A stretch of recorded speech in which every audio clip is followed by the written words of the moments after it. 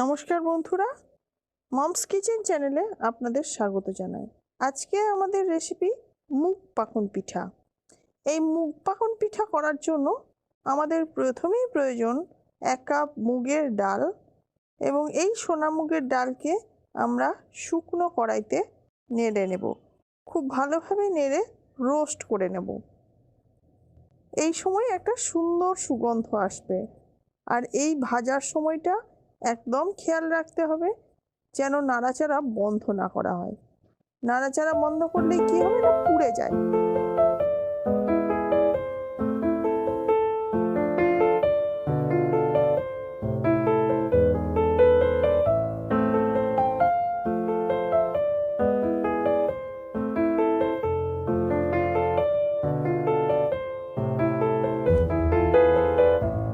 আপনারা দেখতে পাচ্ছেন ধীরে ধীরে ভাজা হয়ে এসেছে।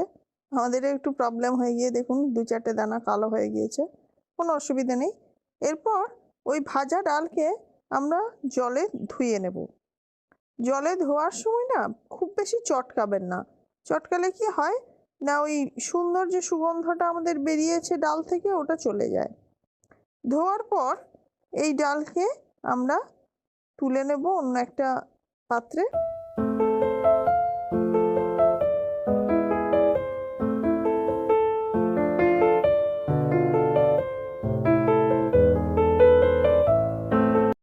এবার পাত্রে তুলে নেওয়ার পর সেই পাত্রেই জল দিয়ে আমরা ফুটতে বসাবো। এই যে দেখছেন গ্যাসে বসিয়ে দেওয়া হলো।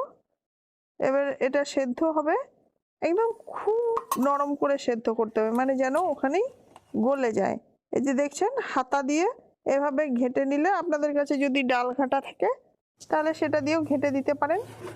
এবার গলিয়ে নেওয়ার পর এতে মিশিয়ে দেবো আমরা 3 চামচ মতো চাল গুঁড়ি।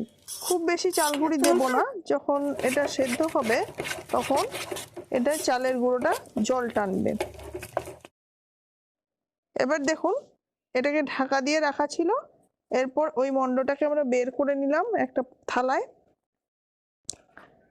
বের করার পর এটাকে ঘি দিয়ে মাখতে হবে, সামান্য ঘি দিয়ে ময়ান করতে হবে, কারণ এই পর্যায়ে আমাদের ডিমের প্রয়োজন হয়। যদি এই ডোটা শক্ত হয়ে গিয়ে থাকতো তাহলে আমাদেরকে ডিম দিতে হতো। তো আমরা ঘি দিয়েই মাখবো, আমাদের ডিমের প্রয়োজন নেই, আমাদের ডোটা একদম সুন্দর আছে। এইভাবে ঘি দিয়ে আস্তে আস্তে যেমন করে আমরা লুচির আটা মাখি সেইভাবে খুব সুন্দরভাবে মেখে নিতে হবে। দেখুন হাতে কিন্তু লাগবে না, হাতে নেই, থালাতেও খুব একটা নোংরা হয়নি, খুব সুন্দর খুব স্মুথ একটা পেস্ট তৈরি হয়ে যায় এটা ডোটা। এবং এটা ঘি দিয়ে আস্তে আস্তে নরম করে নিতে। আমি একটু কালারটা ভালো লাগার জন্য একটু হলুদ মিশিয়ে ওই ডো থেকে একটা মোটা রুটি বেলে একটা প্লাস্টিকের শিটের ওপর রেখেছি। এখানে অবশ্য প্লাস্টিকের জায়গায় আপনারা ঘি মাখানো প্লেটও রাখতে পারেন। আমি ওই একটা আটার প্যাকেট থেকে কেটে নিয়েছি এরকম করে, দিয়ে তারপর যে কোনো রকম ডিজাইন দিতে পারেন, কোনো অসুবিধে নেই। খেজুরের কাঁটা দিয়ে আমরা নকশাটা তুলবো। আমার কাছে আর কিছুই ছিল না, অনেক রকম কাটার থাকলে সুবিধা হয়, বাট আমার কাছে নেই যখন, ওই যেটা এক্সট্রা হলো সেটাকে প্রথমে ছাঁটিয়ে নিলাম। এরপরে গিয়ে আমরা সুন্দরভাবে একটা ডিজাইন করব। এই ডিজাইনটা আমি করছি একটা পাতার শেপে, ছোট্ট করে। প্রথমে খুব সহজভাবে আমি দেখাচ্ছি যাতে করে আপনারা খুব সহজেই তুলতে পারেন। খুব ঘন ডিজাইন যদি করি না ভেঙে যাচ্ছিল, আমিও ট্রাই করে দেখেছিলাম, ঘন ডিজাইন করলে একটু ভেঙে যাওয়ার ভয় থাকে। তাই একটু সুন্দর একটু খোলা খোলাভাবে ডিজাইনটা করবেন যাতে বোঝাও যায় খুব সুন্দরভাবে। এই যে দেখুন কিভাবে পাতার শিরাগুলো করে নিচ্ছি। প্রথমে মধ্য শিরাটা করে নিলাম, তারপরে গিয়ে আস্তে আস্তে পাতার কাটিংটা, যেভাবে পাতার শেপ আমরা যে সামান্য পাতার ড্রয়িং তো আমরা সবাই পারি। আর এই ক্ষেত্রে আমরা শুধু পাতা কেন, পাতা, ফুল, শঙ্খ, মাছ, বিভিন্ন রকম ডিজাইন করতে পারি। আমি দেখবেন শেষে অনেক রকম বানিয়েছি, আমিও একরকম বানাইনি। আমি শুধু পাতার ডিজাইনটাই আপনাদের সাথে এই ভিডিওতে দেখালাম। অন্য ভিডিওতে আমি একটা ভিডিও দেব যেখানে অনেক রকম 2-3 রকম ডিজাইন আমি চেষ্টা করব শেয়ার করে দেওয়ার, তাহলে আপনাদেরও প্লেটগুলো সুন্দরভাবে সাজাতে পারবেন। আর এই পিঠাটা এত সুন্দর খেতে, মানে আমি তো ভাবতেই পারিনি যে সত্যিই এতটা সুন্দর হবে। আমিও এই বছরেই শিখেছি। আমিও আগে কখনো জানতাম না। আসলে ডিম দিতে হয় সেই ভয়ে করতে সাহস করিনি। তারপরে গিয়ে কি হলো, না হঠাৎ করে ভাবলাম দেখি না ডিমের কাজটা, কারণ কেক বানাতে গিয়ে দেখেছি যে ডিম ছাড়াও এত সুন্দর হয়। তাই ডিমকে ছেড়েই করছি। এটা বাইরে এসে করছি, তাই একটা মাছিও চলে এসেছিল উড়ে কাছে। আমরা ওড়াতে বাধ্য হলাম। একটু রোদ্দুরের জন্য মানে আলোর জন্য বাইরে এসেছি, তাহলে নকশাটা একটু বোঝা যাচ্ছে, না হলে গার্ড হয়ে যাচ্ছিল, আলো হচ্ছিল না বলে। এভাবে নকশাটা আমি তুলে নেব। খুব সহজ, দেখুন কোনো কিছু নেই, কাঁটা দিয়ে একটা খুব সুন্দরভাবে, একটা বেশ বড় করে সুন্দরভাবে কাঁটা দিয়ে নকশাটা তুলে দিতে হবে। কোনো কাজ নেই, খুব সহজভাবে নকশাটা উঠে যাবে। আর ভাজার পর এর রূপটা একবার দেখবেন।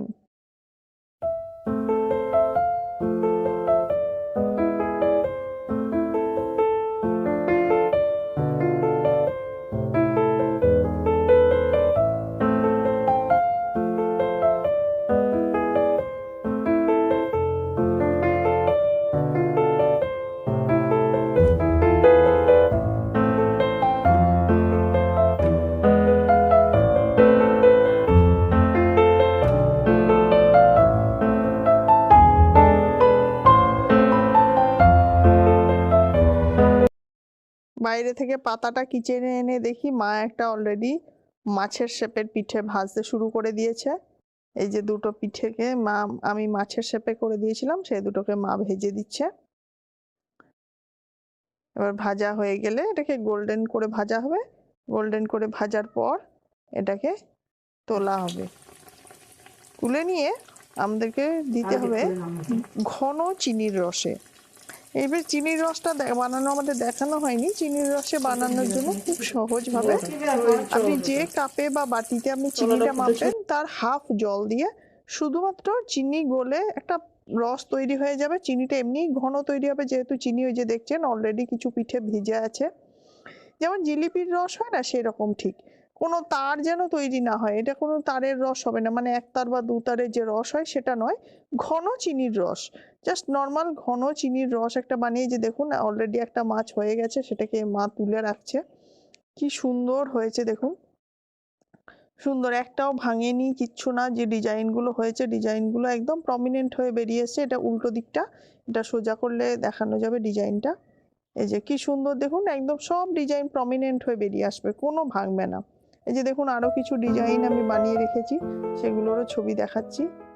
এই যে এগুলো সব বানিয়ে রেখেছি, এগুলো রুমের মধ্যে করেছিলাম তো, তাই এগুলোর জন্য একটা ছবি তুলতে পারিনি, এগুলো আলোর খুব প্রবলেম হচ্ছিল রুমের মধ্যে।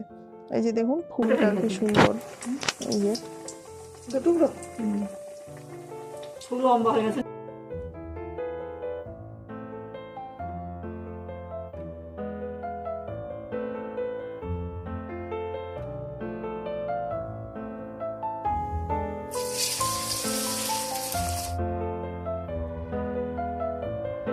এই যে দেখুন কি সুন্দর সুন্দর পিঠেগুলো হয়েছে। ভিডিওটি শেষ পর্যন্ত দেখার জন্য অনেক ধন্যবাদ। যদি ভালো লেগে থাকে সাবস্ক্রাইব করবেন, পাশে থাকবেন। অনেক ধন্যবাদ। শুভরাত্রি।